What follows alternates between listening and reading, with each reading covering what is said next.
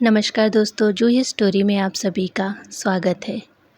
आज हम सुनेंगे मालती जोशी जी की कहानी कौन ठगवा नगरिया लूटल हो। मालती जी की कहानियाँ हर किसी के मन को छू लेती है। मुंशी प्रेमचंद की तरह मालती जोशी जी की कहानियों में भी भाषा सरल और सहज होती है, संवेदनशील होती हैं। उन्होंने मध्यवर्गीय परिवारों के गहन मानवीय संवेदनाओं के साथ नारी के सूक्ष्म तंतुओं को रेखांकित किया है। तो चलिए इनकी कहानी को सुनते हैं। कहानी पसंद आए तो वीडियो को लाइक, शेयर और चैनल को सब्सक्राइब जरूर कीजिएगा। हर साल की तरह घर में चैत्र गौरी का हल्दी कुमकुम समारोह चल रहा था।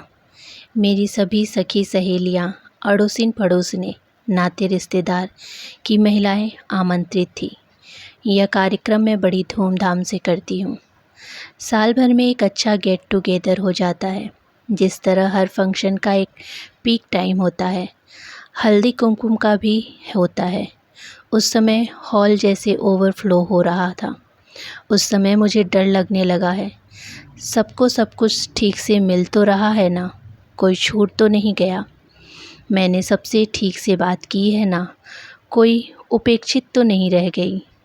भीड़ जब थोड़ी उतार पर थी तो मिसेस मिश्रा ने प्रवेश किया। ये मेरी सुबह की सैर की साथिन है। बस उतना ही परिचय है, वहीं दुआ सलाम होती है। पर साल में एक बार होने वाले इस आनंद उत्सव में मैं उन्हें भी आमंत्रित कर लेती हूँ और वह प्रेम से आती भी हैं। वे बैठ ही रही थी कि मिसेस दुबे उठ खड़ी हुई। भाभी जी, ज़रा वॉशरूम जाऊंगी। कार्यक्रम के दिनों में मैं अपने दोनों तीनों बाथरूम चमका कर रखती हूँ। अक्सर दूर से आने वाले महिलाओं को ज़रूरत पड़ जाती है। पर मिसेस दुबे तो सोसाइटी की ही है। वे सफाई भी दे रही थी कि मैं ज़रा बाजार चली गई थी। वहीं से सीधे आ रही हूँ। अब मुझे विश्वास नहीं हो रहा था। उनका मेकअप एकदम ताज़ा लग रहा था। उन्हें बाथरूम दिखाकर मैं लौट रही थी कि उन्होंने हाथ पकड़कर मुझे भीतर खींच लिया। फुसफुसाकर बोली, पता है डॉक्टर मिश्रा आईसीयू में भर्ती हैं। अब मुझे उनकी वॉशरूम की ज़रूरत समझ में आई। उनकी अपेक्षा के विपरीत मैं एकदम ठंडी प्रतिक्रिया देते हुए कहा, अच्छा, मुझे तो पता ही नहीं था। और मैं हॉल में लौट आई। वॉशरूम से लौटकर मिसेस दुबे ने अपना अभियान जारी रखा। मिसेस मिश्रा से बोली, डॉक्टर साहब की तबीयत अब कैसी है? पहले से ठीक है, अभी आईसीयू में ही है। नहीं, परसों रूम में शिफ्ट हो गए। बच्चे आ गए हैं? हाँ। कब से? कनाडा वाला भी? हाँ, वह भी 2 दिन बाद ही आ गया था। बिटिया, बच्चों की परीक्षाएं चल रही हैं, इसीलिए चेन्नई वाली बहू भी नहीं आ पाई है। कनाडा वाली ने अपनी माँ को बुलाया है। बच्चों को उनके पास छोड़कर वह आ जाएगी। मिसेस मिश्रा ने एक साथ इतने प्रश्नों के उत्तर दे दिए कि अब पूछने के लिए कुछ बाकी नहीं रहा। मिसेस दुबे और कोई बर्ड का सवाल करती, इससे पहले ही मैंने दोनों को प्लेट पकड़ा दी। मिसेस मिश्रा ने प्लेट को छूकर हाथ जोड़ लिए, बोली, मेरे व्रत चल रहे हैं, आप तो मुझे हल्दी कुमकुम दे दीजिए। मैंने भी फिर इनकार नहीं किया। उनकी मन स्थिति का मुझे अंदाज़ा हो गया था। उन्हें छोड़ने में बाहर तक गई। उनका अपराध बोध कम करने के लिए मैंने कहा, आप आईं, अच्छा लगा। मुझे तो पता ही नहीं था कि डॉक्टर साहब बीमार हैं। तभी आजकल आप मॉर्निंग वॉक पर दिखाई नहीं दी। हाँ, कहीं जाने का मन नहीं होता। आज भी बहुत असमंजस में था। फिर सोचा हल्दी कुमकुम का निमंत्रण है, नकारना नहीं चाहिए। जी, बहुत अच्छा सोचा आपने। अब देखिए सब शुभ होगा। आईसीयू से कमरे में आ गए हैं। अब देखिएगा 2-4 दिन में घर भी आ जाएंगे। इत्मीनान रखिए। थैंक यू वेरी मच, उन्होंने भीगे स्वर में कहा और चली गई। मैंने अंतर मन से चाहा था और कहा भी था कि डॉक्टर साहब 2-4 दिन में घर आ जाएंगे, पर मेरी सद्भावनाएं फली नहीं। वे घर तो आए, लेकिन महाप्रणाय के लिए। मुझे मिसेस दुबे ने ही यह सूचना दी थी, पर उस दिन मेरी हिम्मत नहीं पड़ी। मिसेस दुबे का स्थायी ऑफ़र था कि जब भी जाएंगी मैं साथ चलूँगी। पर मैंने अकेले जाना ही पसंद किया। 5-6 दिन बाद मैंने साहस बटोरा और चल पड़ी। एक छीड़ सी आशा थी कि मिसेस मिश्रा अब थोड़ी सेटल हो गई होंगी। वह खूबसूरत बंगला इस समय बड़ा उदास लग रहा था। शायद मेरे मन की उदासी ही वहाँ प्रतिबिंब हो रही हो। वैसे माँ कहा करती थी कि मित्त वाले घर के आसपास एक अशुभ छाया मंडराया करती है, इसीलिए वहाँ जाते समय मन घबराता है। शायद इसी को आजकल नेगेटिव वाइब्स कहते हैं। मैंने धीरे से गेट खोला। उतनी सी आवाज़ भी उस सन्नाटे में भारी लगी। लॉन पार करके मैं बरामदे की सीढ़ियाँ चढ़ गई और थोड़ी देर खड़ी रही। अपने को थोड़ा प्राकृतिक किया और फिर कांपते हुए हाथों से कॉल बेल दबाए। घंटी की खड़खड़ आवाज़ मुझे बिना वजह एक अपराध बोध दे गई। मेरे अपराध बोध की उस समय सीमा नहीं रही जब मिसेस मिश्रा को दरवाज़ा खोलते देखा। क्षमा याचना के स्वर से मैंने कहा, मैं शायद गलत समय पर आ गई हूँ, आपको कष्ट करना पड़ा।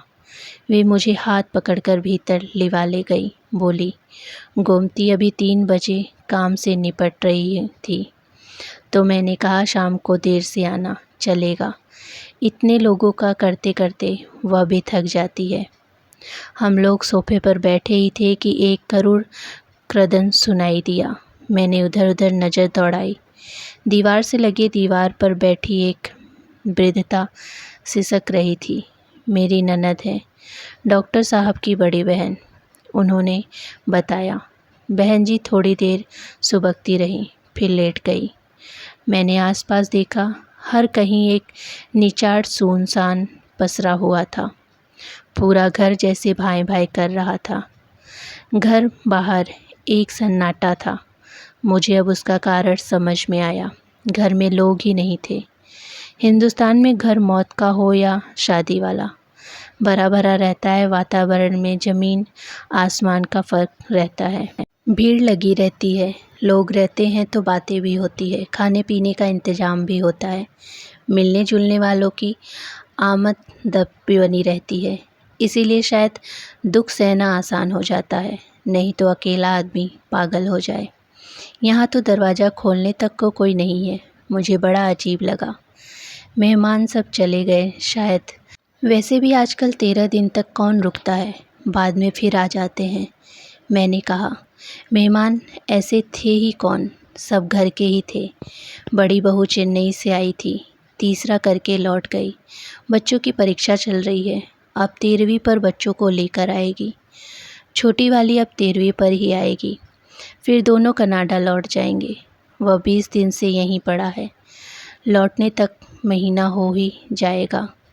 बिटिया आई थी, आज ही लौट रही है। दोनों भाई उसे एयरपोर्ट पर छोड़ने गए हैं। उसे रोक लेती, आपको सहारा हो जाता। उसके बच्चे अभी बहुत छोटे हैं, इतने दिन रह ली यही बहुत है। मन वहीं अटका हुआ था। अब 13वीं पर शायद दामाद अकेले ही आएंगे। और आप सहारे की बात कर रही हैं, तो अब आदत टालनी होगी। खुद को ही सहारा ढूंढना पड़ेगा। बच्चे कितने दिन रुकेंगे, उनकी अपनी गृहस्थी है, अपना काम है। अपने पिता के लिए बेचारे सब कुछ छोड़कर दौड़े चले आए थे, आखिरी सांस तक उनके साथ रहे। लोग इसी दिन के लिए बेटों बेटी की आस करते हैं।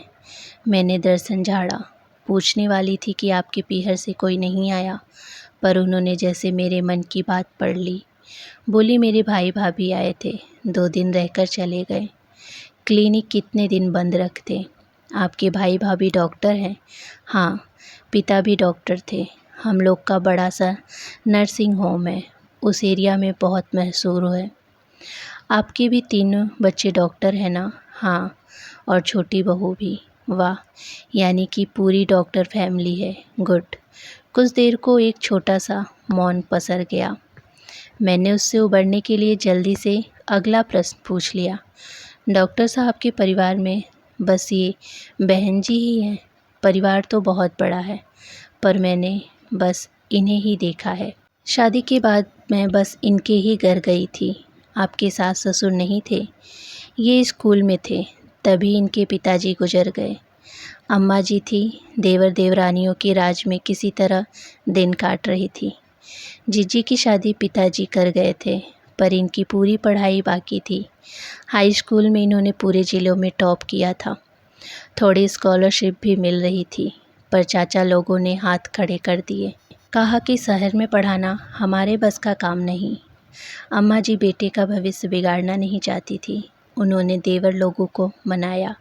पता नहीं किन किन शर्तों पर वे राजी हुए। ये मेडिकल के सेकंड ईयर में थे, तब अम्मा जी नहीं रहीं। तब पता चला कि अम्मा जी ने अपने हिस्से की ज़मीन दोनों बेटों के नाम लिख दी थी। उनके जाते ही चाचा लोगों ने इन्हें बेदखल कर दिया। एकदम सड़क पर ही आ गए थे। मुझे लगता है आपकी सासू माँ की मृत्यु नेचुरल नहीं होगी। लोग ज़मीन जायदाद के लिए कुछ भी कर गुजरते हैं। मैंने कनखियों से बहन जी की ओर देखा। वे शांत लेटी थी। उन्हें कुछ सुनाई नहीं देता। वे धीरे से मुस्कुरा दी। मुझे भी हमेशा से लगा रहा कि अम्मा जी की मृत्यु में कोई रहस्य था, पर उस समय ये छोटे थे और अकेले पड़ गए थे। क्या करते? फिर पढ़ाई कैसे पूरी की? मेरे भाई साहब के साथ पढ़ते थे। उन्होंने बाबूजी को बताया। बाबूजी बोले, ब्राह्मण का लड़का है, होनहार है, उसका करियर बर्बाद नहीं होना चाहिए। फिर बाबूजी ने इनका पूरा खर्च उठाया। हॉस्टल की फ़ीस भी दी, ट्यूशन फ़ीस भी दी। MBBS के बाद PG करने पे भी भेजा। पूरे 2.5-3 साल ये बाहर थे। आपके पिताजी सचमुच पुण्यात्मा थे, नहीं तो आजकल कौन किसी के लिए इतना करता है। इस पुण्य का फल भी उन्होंने हाथों हाथ मिल गया। ईश्वर ने हीरे जैसा दामाद जुटा दिया। इसमें ईश्वर की कोई करामात नहीं है, ये सब योजनाबद्ध कार्यक्रम था। मतलब? वे चुप हो गई। मैंने थोड़े संकोच के साथ कहा, ऐसे पूछना तो नहीं चाहिए, पर आपकी लव मैरिज रही होगी ना? क्योंकि आपने बताया था कि आपके भाई साहब और डॉक्टर साहब साथ पढ़ते थे। हमारी न तो लव मैरिज थी, न अरेंज मैरिज थी। वह तो प्लानिंग वाली शादी थी। बाबूजी ने भाप लिया था कि लड़का होनहार है, अकेला है, परिवार से कटा हुआ है। इसीलिए उन्होंने सोचा कि इसे पढ़ा देंगे तो एक साथ 3 काम सज जाएंगे। एक तो लड़के की ज़िंदगी बन जाएगी, दूसरे बिटिया को डॉक्टर दूल्हा मिल जाएगा, तीसरे साले बहनों मिलकर नर्सिंग होम को चमका देंगे। बाबूजी की 2 इच्छाएं पूरी हो गई, पर तीसरा का सपना अधूरा रह गया। क्यों? 1-1.5 साल नर्सिंग होम में काम करने के बाद इन्हें एहसास हुआ कि वह आदर मान नहीं मिल रहा जो घर के दामाद को मिलना चाहिए। मैंने भी महसूस किया कि इन्हें औरों के कमतर आंका जा रहा है। हम दोनों के स्वाभिमान पर ठेस लगी तो एक दिन हम लोग सब कुछ छोड़ छाड़ के यहाँ चले आए। यहाँ क्यों? एक ऑफ़र था। एक परिचित डॉक्टर ने क्लिनिक में असिस्टेंट के बतौर काम करना था। नई जगह थी, हाथ में डिग्री के सिवा कुछ भी नहीं था। 2-3 साल बड़े कसाले में कटे। इन्हीं तो अभावों की आदत थी, पर मेरे लिए यह सब झेलना बहुत कठिन था। 2-3 साल बाद गाड़ी पटरी पर आई। इनकी प्रैक्टिस चल निकली। फिर इन्होंने अपना क्लिनिक खोल लिया। दिन रात मेहनत की, पैसा बरसने लगा। जो वैभव मैं पिता के घर छोड़ आई थी, अब वह फिर से मुझे मिल गया। इन्हें तो जैसा जुनून चढ़ गया था। वे बच्चे को हर वो चीज़ देना चाहते थे जिसके लिए बचपन में तरसे थे। अच्छा खाना, अच्छे कपड़े, अच्छा घर, अच्छी गाड़ियाँ, अच्छी शिक्षा।